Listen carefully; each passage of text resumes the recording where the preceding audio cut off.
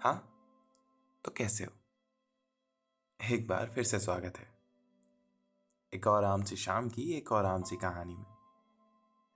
तो आज ना हम आपको इस दुनिया के सबसे खूबसूरत किरदारों की कहानी एक साथ सुनाने की कोशिश करते हैं।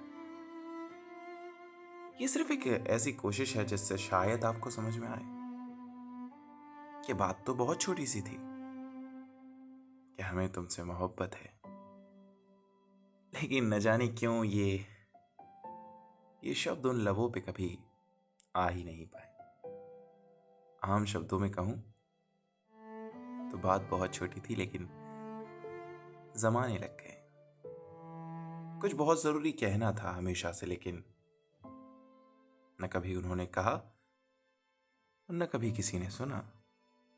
लेकिन इसके बाद भी ना ये कहानियां हमेशा से बहुत खूबसूरत थीं, क्योंकि इनकी खामोशी को समझने वाले उनके प्रेमी उन्हें खास बनाना जानते थे।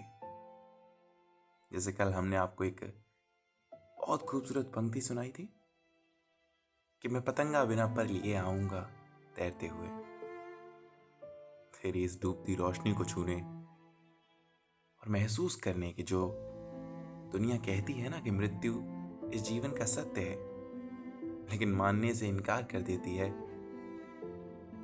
उस एहसास को जानने, उसे गले लगाने। और आम भाषा में कहूं तो मैं जानता हूं कि तुमसे मिलना मेरी मृत्यु तय जरूर करेगा, लेकिन अगर वो वाकई तुमसे मिलकर है तो मंजूर है। क्योंकि कभी कभी लगता है कि शायद इस अनचाही बेबसी से बेहतर तो चाही हुई मृत्यु होती होगी। आखिर सत्य जो है इस दुनिया का, लेकिन वो प्रेमी प्रेमी ही क्या जिसे इंतजार न करना आता। हम कहते हैं कि जिंदगी में हमें सब कुछ नहीं मिल सकता, और फिर आस भी सब कुछ पाने की ही लगाते हैं। लेकिन जैसे वो मशहूर शेर है कि अगर सब कुछ मिल जाएगा जिंदगी में तो तमन्ना किसकी करोगे। शायद ये अधूरी ख्वाहिशें ही तो हैं जो जिंदगी को उसका असली मतलब देती हैं।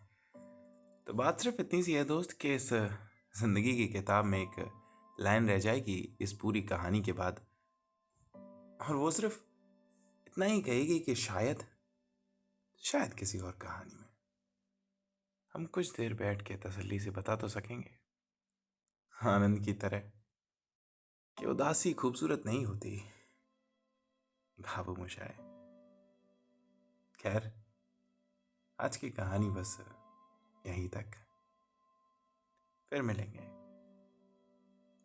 तब तक के लिए खुश रहिए, मुस्कुराते रहिए और राधे राधे।